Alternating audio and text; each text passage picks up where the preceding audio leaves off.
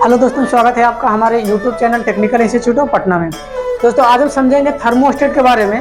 जो फ्रिज में प्रयोग होने वाले हमारे थर्मोस्टेट होते हैं उसी के बारे में आज हम समझेंगे और बिल्कुल बारीकी से समझेंगे और हर एक पार्ट की जानकारी लेंगे। जो हमारे थर्मोस्टेट होते हैं थर्मोस्टेट के अंदर में क्या क्या पार्ट लगा होता है और कौन से पार्ट का क्या काम होता है, सभी चीज़ों को बिल्कुल बारीकी से समझेंगे। चलिए सबसे पहले थर्मोस्टेट का डायग्राम बना लेते हैं, उसके बाद समझते हैं थर्मोस्टेट में क्या क्या सामान लगा होता है। चलिए सबसे पहले थर्मोस्टेट का डायग्राम बनाते हैं। तो डायग्राम बनाने के लिए देखिए कुछ इस प्रकार से ये चौकोर में आपका रहेगा, आयताकार में इस तरीके से।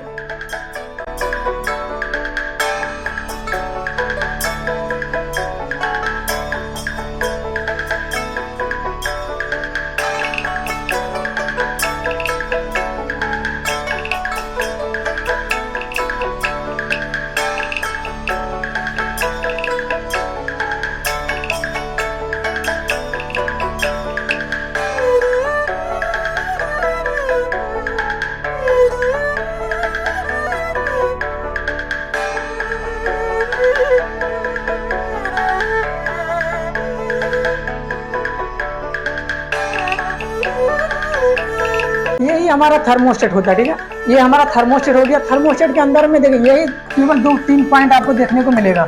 2 पॉइंट ये बाहर में आपका हो गया जो कि लाइन देने के लिए हो गया। लाइन इसी पॉइंट से इन देते हैं, सप्लाई एक से इन देंगे, दूसरा से हम क्या करेंगे आउट ले लेंगे, ठीक है। ये दोनों पॉइंट यहाँ से कनेक्टेड रहता है, ये अंदर का भाग हो गया, ठीक है। यहाँ पे एक स्प्रिंग लगा होता है, एक नीचे डायफ्राम नाम की पत्ती लगी होती है। इस स्प्रिंग को बोलते हैं बिलोज स्प्रिंग। चलिए सबका नाम लिख लेते हैं, बिलोज स्प्रिंग। ये हमारा हो गया बिलोज स्प्रिंग। और ये जो डायफ्राम पत्ती है ना, इसको बोलते हैं डायफ्राम पत्ती।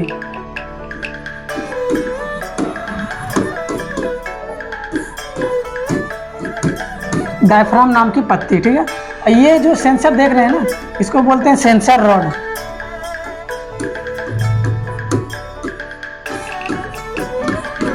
सेंसर रॉड या सेंसर ट्यूब भी बोल सकते हैं, कोई दिक्कत नहीं है, ठीक है। ये जो सेंसर रॉड देख रहे हैं ना, ये सेंसर रॉड एल्युमिनियम की बनी होती है।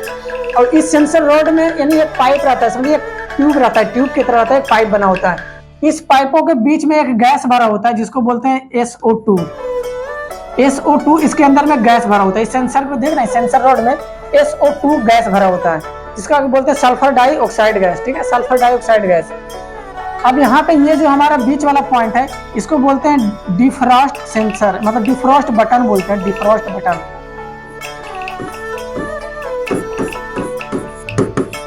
डिफ्रॉस्ट बटन, ठीक है, डिफ्रॉस्ट बटन हो गया ये, ठीक है। ये हमारा हो गया डिफ्रॉस्ट बटन। और ये जो बाहर वाला पॉइंट देख रहे हैं, ये घुमाने के लिए सेलेक्टर पॉइंट हो गया, इसको बोलते हैं सेलेक्टर पॉइंट, सेलेक्टर स्विच या सेलेक्टर पॉइंट, ठीक है। ये हो गया आपका सेलेक्टर पॉइंट। तो ये सारे चीजें जो इसके अंदर का देख रहे हैं, ये सारा नाम हो गया। ये जो 2 पॉइंट देख रहे हैं ना, ये दोनों पॉइंट में सप्लाई इन और आउट कराने के लिए। अगर किसी को आप इन किसी को आउट आप मान सकते हैं, कोई दिक्कत नहीं। अगर हम सप्लाई इन इस पॉइंट को माने हैं तो सप्लाई आउट ये हमारा हो जाएगा, ठीक है।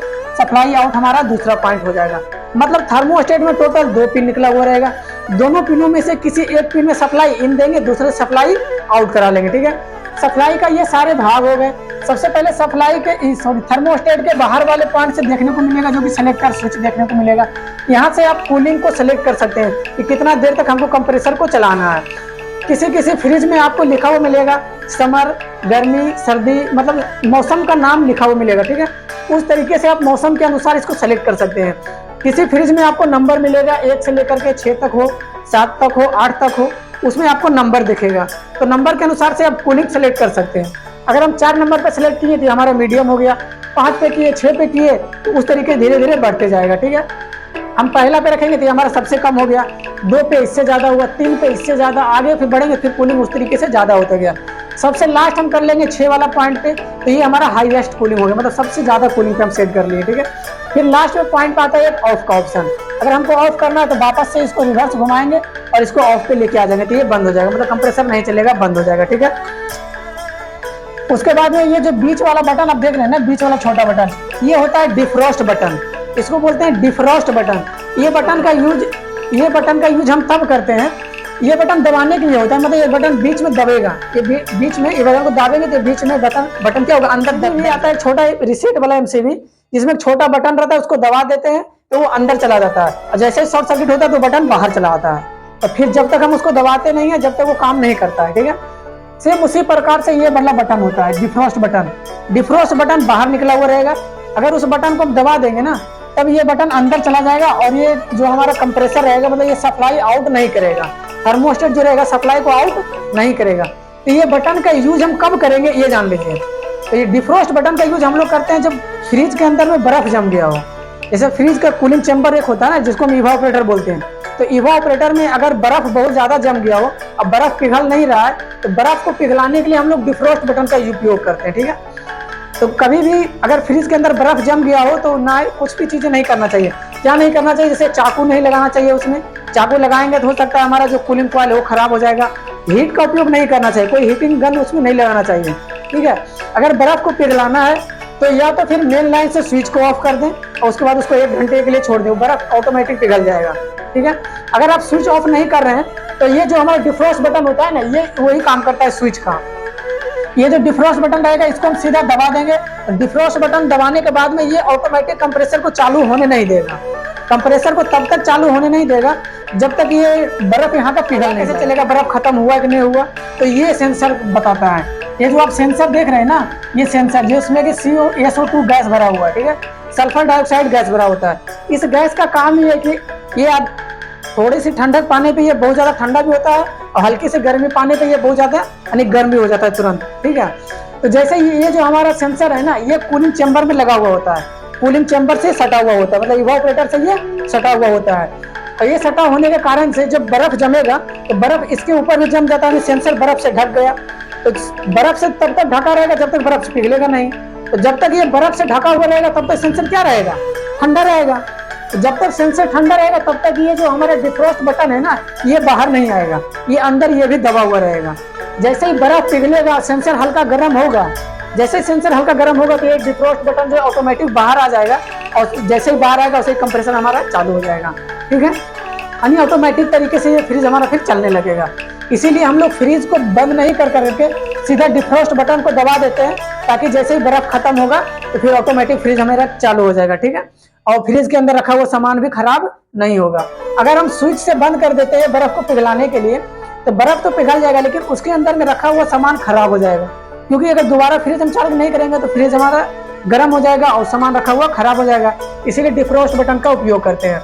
तो कभी भी फ्रिज के अंदर में अगर बर्फ जम गया हो, कूलिंग चैम्बर में बर्फ ज्यादा जमा हो या कम जमा हो, किसी भी स्थिति में बर्फ जमा हो तो बर्फ में कभी भी चाकू नहीं लगाना चाहिए, कोई किसी भी नुकीला पदार्थ से बर्फ को होना नहीं चाहिए, मतलब बर्फ को खोदना निकालना नहीं चाहिए। ठीक है, कोई भी हीट गन का उपयोग वहां पे नहीं करना चाहिए, क्योंकि फ्रिज के अंदर में गैस भरा होता है जो कि ज्वलनशील गैस होती है, तो उसके अंदर में कोई भी वैसा पदार्थ नहीं लेके जाएंगे जिससे कि ज्वलनशील से आग पकड़ सके। ठीक है, सिर्फ करना यह है या तो डिफ्रॉस्ट का बटन दबाना है या फिर स्विच को ऑफ कर देना है, मतलब फ्रिज को बंद कर देना है। बंद करने के बाद आधे से 1 घंटे तक 2 घंटे तक छोड़ देंगे, बर्फ ऑटोमेटिक गल जाएगा। बर्फ गलने के बाद में ऑटोमेटिक वो निकल जाएगा। तरीके से हमारा थर्मोस्टेट जो होता है काम करता है। थर्मोस्टेट देखिए कुछ इस प्रकार से रहेगा, देखिए ये हमारा है थर्मोस्टेट। ठीक है, ये है फ्रिज का थर्मोस्टेट। देखिए थर्मोस्टेट देखिए सेम इसी प्रकार से, ये जो थर्मोस्टेट में 2 थिम्बल देख रहे हैं ये लाइन के लिए। ठीक है, एक थिम्बल से लाइन इन देंगे, दूसरा से आउट करा लेंगे, किसी से भी इन दे सकते हैं, किसी से भी आउट करा लेंगे, मतलब एक में इन देंगे तो दूसरा से आउट करा लेंगे। ठीक है, तो ये थर्मोस्टेट है जो कि फ्रिज का है। और फ्रिज में थर्मोस्टेट का काम होता है स्विच कूलिंग को कंट्रोल करना। थर्मोस्टेट का काम क्या होता है, कूलिंग को कंट्रोल करना।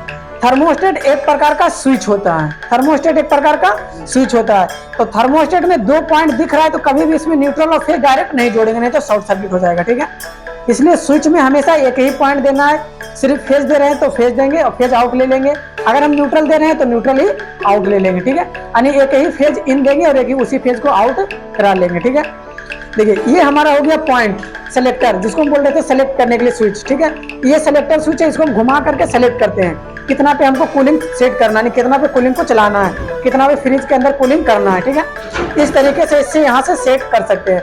अब बीच वाला ये हमारा डिफ्रॉस्ट बटन है। देखिए अभी ये सेंसर गर्म है, ठंडा नहीं है, तो इस डिफ्रॉस्ट बटन को दबाएंगे ना तो ये वापस फेंक देगा, दबा हुआ रहेगा नहीं। देखिए इस तरीके से दबाए, देखिए दब गया है, लेकिन जैसे ही हाथ को हटाएंगे तो फेंक देगा। देखिए फेंक दे रहा है, इसको दबाएं फिर हाथ हटाए फेंक दिया। ये देख रहे हैं बहुत ज्यादा हार्ड भी है, हल्का ठीक है, हार्ड है ना, ये हार्ड रहता है, इससे कोई दिक्कत नहीं है। लेकिन जब ये सेंसर ठंडा हो जाएगा ना, जब ये फ्रिज के साथ में लग जाएगा और इस पर बर्फ जमा हुआ रहेगा, अब ये ठंडा रहेगा, तब उस समय इसको दबाएंगे तो ये दबा हुआ रह जाएगा। ये जो डिफ्रॉस्ट बटन है ये दबा हुआ रह जाएगा, ये बाहर नहीं आएगा। ये बाहर तब तक नहीं आएगा जब तक ये सेंसर गर्म नहीं होगा। तो जैसे ही बर्फ पिघल जाएगा, ये सेंसर गर्म हो जाएगा, तो ये ऑटोमेटिक ये बीच वाला बटन बाहर आ जाएगा। ठीक है, तो फिर जैसे ही बाहर आएगा तो हमारा फ्रिज चलना स्टार्ट कर देगा, फिर से कूलिंग करना स्टार्ट हो जाएगा। ठीक है, ये जो हमारा रॉड रहता है ना, इसको बोलते हैं सेंसर रॉड। सेंसर रॉड या सेंसर पाइप भी इसको बोलते हैं। ठीक है, सेंसर की ट्यूब, सेंसर की ट्यूब भी इसी को बोलते हैं, सेंसर का रॉड भी इसी को बोलते हैं। ठीक है, ये एक प्रकार का समझिए पाइप रहता है। देखो एल्युमिनियम का ये पाइप है, देखो यहाँ पे देख पा रहे हैं, इसमें ये एल्युमिनियम का पाइप है, इसके अंदर में SO2 गैस भरा होता है। इसी पाइप के अंदर में SO2 गैस भरा होता है, इसको बोलते हैं सल्फर डाइऑक्साइड गैस। ठीक है, अभी भी इसमें भरा हुआ सल्फर डाइऑक्साइड गैस, अभी भी इसमें अंदर में भरा हुआ है। ये जो हमारा थर्मोस्टेट है ये सही है। ठीक है, इसकी चेकिंग का वीडियो भी हम बनाए हुए हैं अलग से, चेकिंग का वीडियो आप देख सकते हैं, नहीं तो आप कमेंट करके लिखिए, हम उसमें अलग से बना करके भेज देंगे। ठीक है, और इसके अंदर में जो हम बताए थे आपका बेलोज नाम के एक आपका रहेगा पत्ती लगा हुआ, बेलोज नाम का स्प्रिंग रहेगा और डायफ्राम नाम का एक पत्ती लगा हुआ रहेगा। तो वो कुछ इस प्रकार से इसके अंदर में लगा हुआ है। जब इसको खोलेंगे ना तो इसके अंदर में यहाँ पे दिखेगा, देखिए इस तरह से यहाँ पे दिखेगा, ये स्प्रिंग कुछ इस तरीके से लगा हुआ रहेगा और ये पत्ती यहाँ पे लगा हुआ रहेगा। ये काम कैसे करता है यहाँ पे समझ लीजिए थोड़ा सा। ये जो हमारा सेंसर रॉड है ना, ये सेंसर रॉड जैसे ही पानी में ये कूलिंग चैम्बर में रहेगा, ये जैसे ही इसमें बर्फ जमेगा, मतलब ये ठंडा होगा, जैसे ये ठंडा होगा ना तो ये जो हमारा SO2 गैस है, गैस भी ठंडा होगा, और गैस ठंडा होने के कारण से ये जो स्प्रिंग रहेगा ना, स्प्रिंग को सिकुड़ा देगा।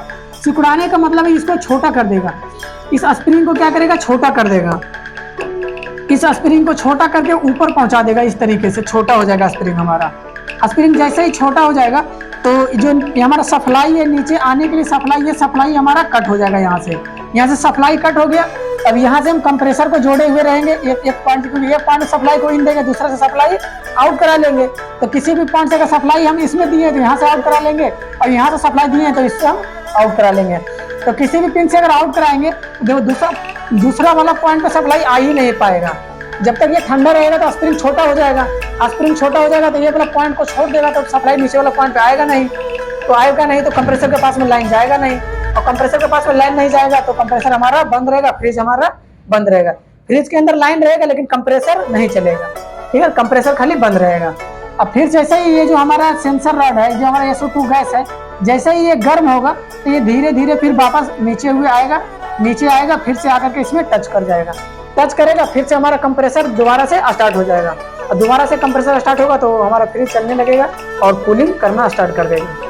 यही क्रिया लगातार इसमें होते रहता है। जितना पे हम सेट रखते हैं उसके अनुसार से ये स्प्रिंग काम करता है। जैसे कि हम इसको घुमा करके 2 पे सेट किए हैं तो ये स्प्रिंग मान लो कि ये 2 ता दब गया है, बात समझ रहे हो ना, 2 ता मतलब इसके नीचे दब गया है, और उसके बाद 3 पे घुराएंगे तो 3 ता दब गया है। ठीक है, 4 पे घुराएंगे तो 4 बार इस पे दब गया, मतलब 4 राउंड इस पे दब गया करके। ठीक है, तो इसको उठने में उतना ज्यादा देर समय लगता है, उतना ज्यादा देर तक कूलिंग होते रहता है। इसी तरीके से अगर हम 1 पे रखें तो 1 राउंड इस पे दबा हुआ है, 1 राउंड दबा हुआ है, इसका मतलब बहुत जल्दी ये ठंडा होगा, बहुत जल्दी गर्म हो जाएगा, मतलब बहुत जल्दी तुरंत में हमारा क्या होगा, फ्रिज बंद होगा और स्टार्ट होगा। फ्रिज का जो कंप्रेसर है 1 पे रखेंगे तो हल्का ही कूलिंग होगा तो कंप्रेसर में क्या हो जाएगा, बंद हो जाएगा, क्योंकि 1 ही राउंड इस पे दबा हुआ है, तुरंत ये गर्म होकर के उड़ जाएगा। ठीक है, इस तरीके से ये हमारा थर्मोस्टेट काम करेगा, और ये इसका प्रैक्टिकल है, इसको प्रैक्टिकल भी करेंगे और इसका कनेक्शन भी करेंगे। ठीक है, कनेक्शन करके देखिए। रिलेटेड कोई क्वेश्चन या कोई सुझाव है तो आप कमेंट बॉक्स में लिख सकते हैं, कोशिश करेंगे आपके कमेंट का जवाब देने के लिए। ठीक है दोस्तों, पूरा वीडियो देखने के लिए आपका बहुत बहुत धन्यवाद।